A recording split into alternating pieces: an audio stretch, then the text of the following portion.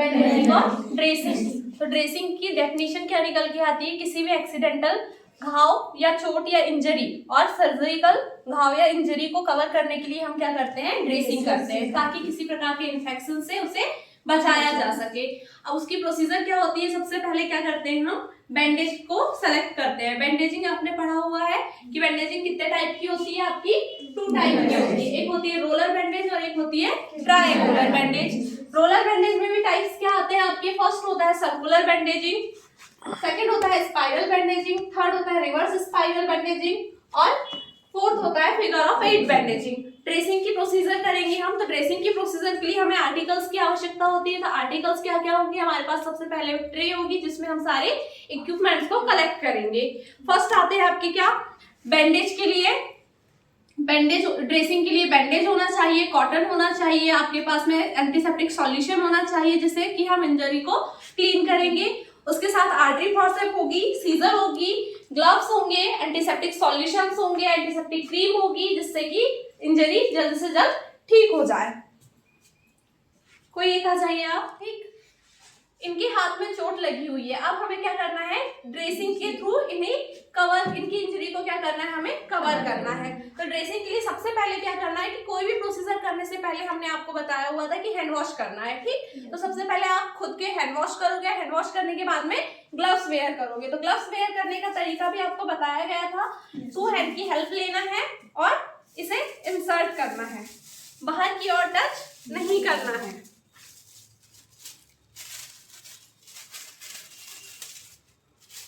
इस तरीके से ग्लव्स वेयर करेंगे। सेकंड ग्लव्स,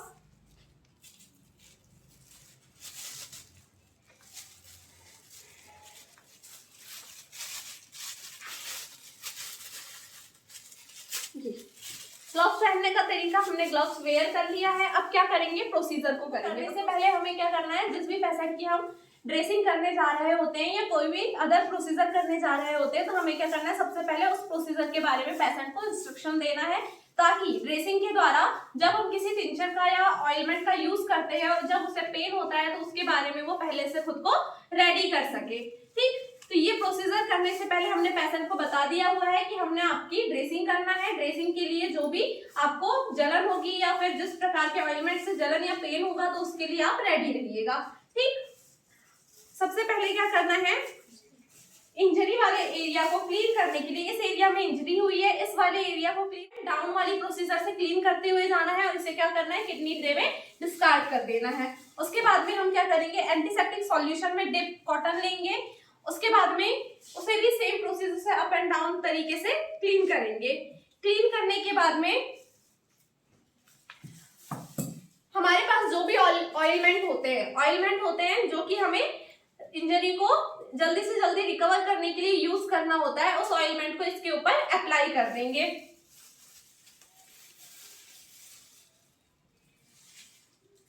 अप्लाई करने के बाद में हम डायरेक्ट हाथों से टच नहीं करेंगे, इसे जब जो एंटीसेप्टिक सॉल्यूशन हमने यहाँ पे रखा हुआ था उसे फैलाने के लिए पूरे इंजरी वाले एरिया में कॉटन की ही हेल्प से इसे पूरा कवर करते हुए फैला देंगे।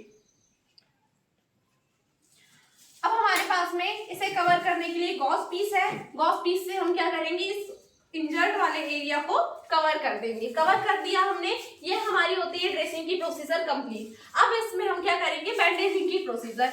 बैंडेजिंग क्यों करते हैं, किसी भी घाव में जब ड्रेसिंग करते हैं तो उस ड्रेसिंग को कवर करने के लिए या स्टेबल रखने के लिए हम बैंडेज का यूज करते हैं। इसके ऊपर आएगी हमारी क्या, बैंडेज। तो बैंडेजिंग डिफरेंट टाइप की होती है, तो हमारे जितने एरिया में इंजरी लगी हुई है उस इंजरी वाले एरिया को कवर करने के लिए डिफरेंट टाइप से बैंडेजिंग की जाती है। जैसे कि हमारे पास में अभी सिंपल से छोटे से एरिया में लगी हुई है बैंडेज, तो हम ड्रेसिंग, तो हम इसे क्या करेंगे, सर्कुलर मोशन में कवर करते हुए चलेंगे। तो हमारी कौन सी बैंडेज कंप्लीट हो जाएगी, सर्कुलर बैंडेजिंग प्रोसीजर कंप्लीट हो जाएगी। और बैंडेजिंग करते टाइम ये एक के ऊपर एक ही कवर होती हुई जानी चाहिए, इसके ऊपर रखा हुआ था वो अपनी जगह से हिले ना। उसके साथ साथ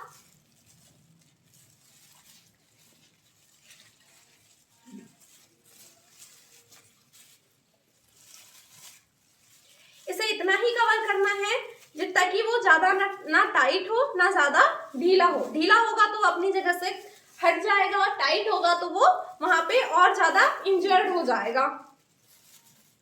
ठीक, इतना होने के बाद में हम पिन की हेल्प से या क्लिप की हेल्प से इसे क्या कर देते हैं, कवर कर देते हैं। तो ये हमारी कौन सी बैंडेजिंग कंप्लीट हो गई, सर्कुलर बैंडेज कंप्लीट हो गई। अब बात करते हैं स्पाइरल बैंडेज की।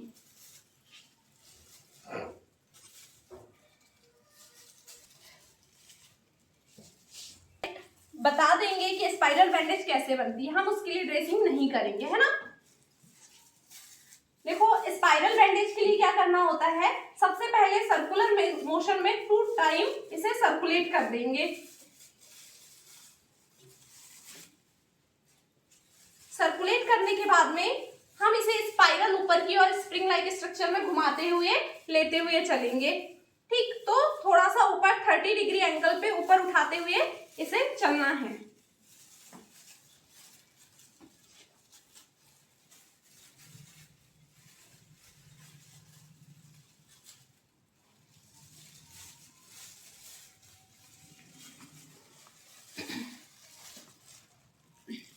तो ये स्पाइरल लाइक स्ट्रक्चर क्रिएट होते चलेगी।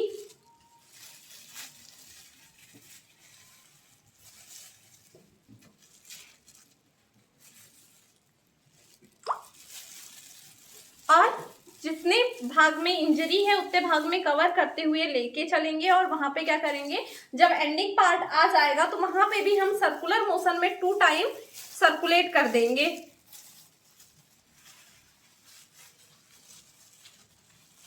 और ये बैंडेजिंग हो जाती है हमारी कंप्लीट। और क्लिप की हेल्प से हम इसे क्या कर देंगे, स्टेबल कर देंगे। ठीक, कौन सी कंप्लीट हुई हमारी, स्पाइरल बैंडेजिंग। कौन सी बैंडेजिंग करना है, रिवर्स स्पाइरल।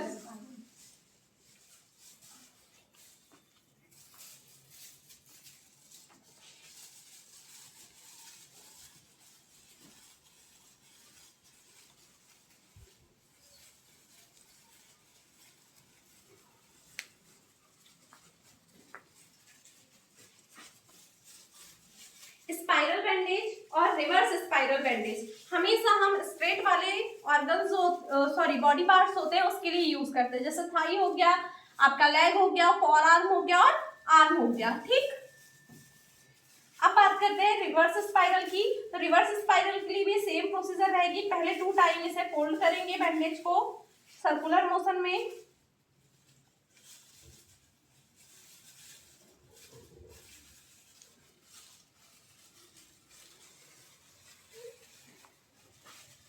उसके बाद में स्पाइरल पोजीशन में जब जाते हैं तो स्पाइरल पोजीशन में जाने पर फर्स्ट यहाँ जाने के बाद में वहीं से हम इसे 1/2 इंच मोड़ देते हैं। ठीक है, अंदर की ओर, जैसे कि इस तरीके से फोल्ड किया, फिंगर लगाया और 80 का एंगल बनाते हुए हमने क्या करे, इसे यहाँ पे मोड़ दिए और पीछे की ओर आ गए। ठीक, सेम प्रोसीजर यही रहेगी। इसमें भी हम क्या करेंगे, इसे अंदर की ओर मोड़ देंगे स्पाइरल, रिवर्स स्पाइरल में, और इसे पीछे की ओर लेके आ जाएंगे। इससे क्या होता है कि ये जो पट्टी करते हैं जब हम बैंडेज करते हैं तो इससे क्या होता है, घाव बहुत ज्यादा स्टेबल हो जाता है।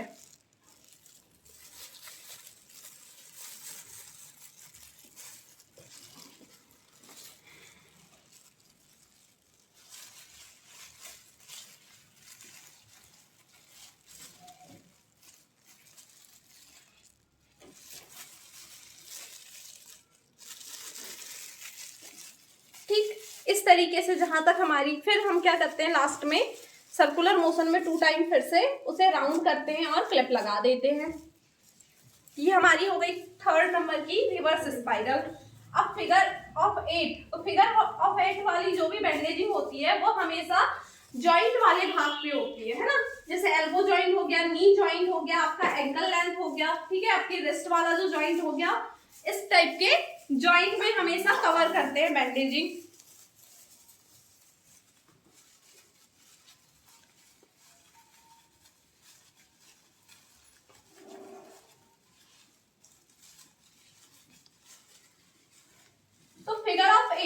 फिगर ऑफ 8 के लिए हमेशा मैंने आपको बताया जॉइंट वाले पार्ट्स को चुना जाता है। तो सबसे पहले इसमें भी रहता है कि हम सबसे पहले जॉइंट एल्बो जॉइंट में कर रहे हैं, तो एल्बो जॉइंट में सबसे पहले क्या करना होगा, हमें इसे सर्कुलर मोशन में 2 टाइम कवर करना होगा। ठीक,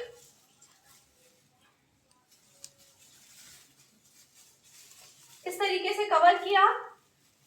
अब कवर करने के बाद में इसका जो एक भाग है इसे ऊपर की ओर लेके जाएंगे। ठीक, और ऊपर पे भी हम क्या कर लेंगे, 2 टाइम इसे सर्कुलेट कर लेंगे।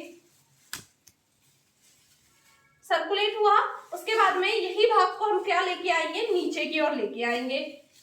आपको फिगर क्रॉस वाली कंडीशन दिख रही है, और क्रॉस वाली कंडीशन जो बनती है उसी टाइम उसे क्या कहा जाता है, फिगर ऑफ 8। फिर यहां से एक बार घुमाएंगे और कहाँ लेके जाएंगे, ऊपर की ओर।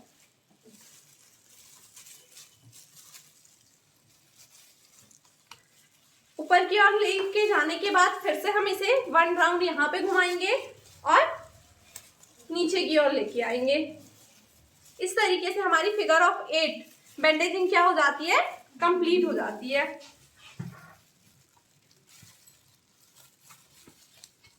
ठीक, और यहाँ पे हम पिन लगा करके इसे कंप्लीट कर देते हैं। तो हमारी जो roller bandaging of eye, bandaging of year, bandaging of head.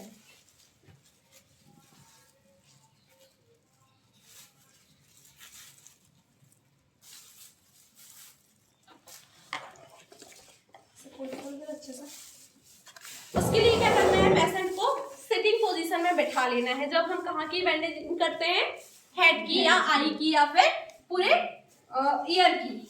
बैठो। ड्रेसिंग के बाद इसमें हमें 2 लोगों की आवश्यकता पड़ सकती है। तो फर्स्ट रहता है, अगर हमारे हेड वाले पार्ट में आई हुई है तो हम क्या करेंगे, उसे सर्कुलर मोशन में कवर कर देंगे। लेकिन हेड के अपर साइड पे भी अगर चोट आई हुई है तो उसे पूरे तरीके से कवर करने के लिए फर्स्ट टाइम क्या होता है, हम इसे सर्कुलर मोशन में कवर करेंगे।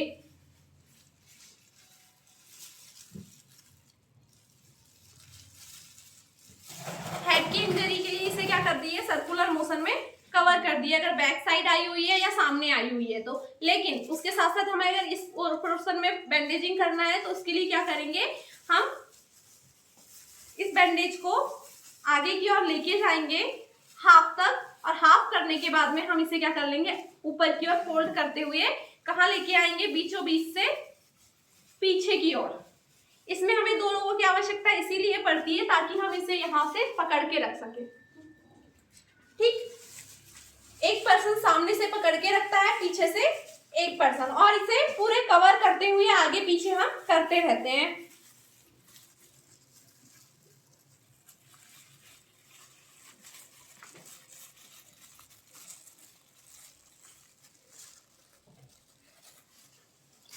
तो इस तरीके से हाफ हेड कवर हो गया।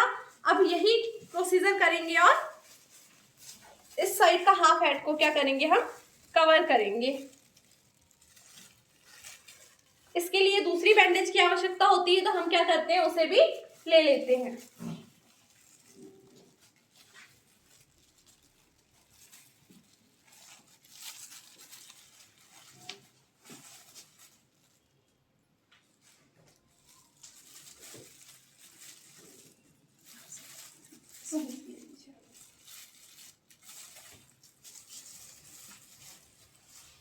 ठीक, इस तरीके से हम क्या करते हैं, हेड की इंजरी को कवर करते हैं। अब ये कवर हो चुका है और हमने जो आजू बाजू यहाँ से ये निकाला हुआ था, इसके लिए हम इसको फिक्स करने के लिए क्या करेंगे, सर्कुलर मोशन में इसे आसपास से घुमा देंगे।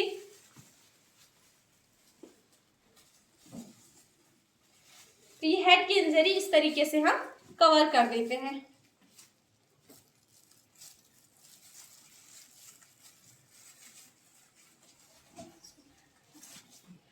ठीक, दिखा सभी को? yes, आया समझ में? Yes ma'am. अब इसी पोर्शन से बात करते हैं हम। अगर यहाँ पे कहीं पे आई में या फिर आपके ईयर में चोट आई हुई है तो हम क्या करेंगे, जब हम इसे सर्कुलर मोशन में कवर करते हैं ना, तो तब 2 टाइम सर्कुलेट करेंगे और एक जो बैंडेज की पट्टी है इसे फिर नीचे की ओर उतारने लगेंगे धीरे धीरे से। ठीक, नीचे की ओर उतारने लगेंगे, जिससे क्या होगा, आपका ईयर वाला पोर्शन जो होगा कवर हो जाएगा। जब दोनों तरफ की ईयर में चोट आई हुई है तो दोनों तरफ की ईयर को इसी टाइप से नीचे उतारते हुए करेंगे, और अगर एक साइड की ईयर में चोट आई है तो हम इसे एक साइड से ही कवर कर लेंगे। ठीक, इस तरीके से क्या होगा, आपका ईयर कवर हो गया। सेम प्रोसीजर रहती है आई के लिए। अगर आई में चोट लगी हुई है तो आई के लिए भी इसी तरीके से नीचे की ओर उतारते हुए सर्कुलेट करते चलते हैं। तो ये आपकी eye of bandaging of eye, bandaging of ear और बैंडेजिंग ऑफ हेड, ये तीन आपकी बैंडेजिंग क्या हो जाती है, कंप्लीट हो जाती है।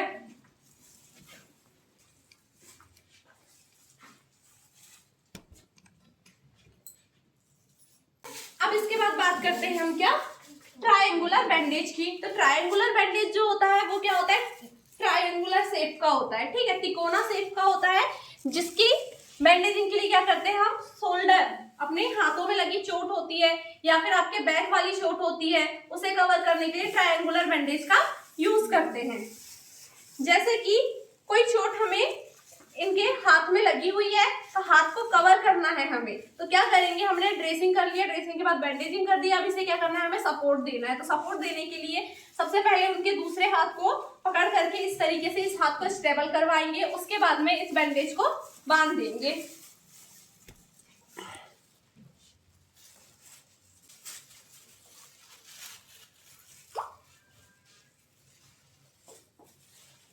ये इस तरीके से इसे बांध करके कवर कर देंगे। नीचे करो हाथ, ये हाथ क्या हो जाएगा, कवर हो जाएगा। इधर ये आपने हॉस्पिटल में देखा होगा, इस तरीके की पोजीशन नैपकिन या फिर टॉवल से बना देते हैं या गमछे से बना देते हैं, जिससे कि क्या होता है, ये हेड को सपोर्ट मिलता है। दिख रहा है आप लोगों को? yes, अब इसी में ट्रायंगुलर बैंडेज का एक सपोर्ट ये भी होता है कि अगर हार्ट या फिर स्टमक से लगी कोई चोट आई हुई है तो उसे कवर करने के लिए इसका यूज करते हैं। खड़े हो जाइए आप। जैसे कि इस तरीके से पूरा इसे कवर करते हुए पीछे की ओर नॉट बांध देते हैं और इसे भी पीछे की ओर लेके चले जाते हैं, जिससे क्या होता है, चेस्ट में आई इंजरी को कवर किया जाता है। दिख रहा है आपको? yes, ठीक, ये होती है आपकी बैंडेजिंग कंप्लीट।